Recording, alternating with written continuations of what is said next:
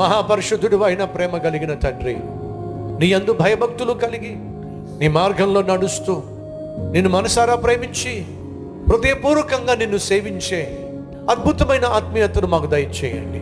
ప్రతి ఒక్కరికి జవాబు దయచేయండి. త్వరలోనే ప్రతి ఒక్కరి కన్నీరు నువ్వు తుడవబోతున్నావు. ప్రతి ఒక్కరి జీవితాన్ని దర్శించబోతున్నావు. ప్రతి ఒక్కరి జీవితంలో అద్భుతం చేయబోతున్నావు నాయన. నీకే మహిమ, ఘనత, ప్రభావము చెల్లునుగాక.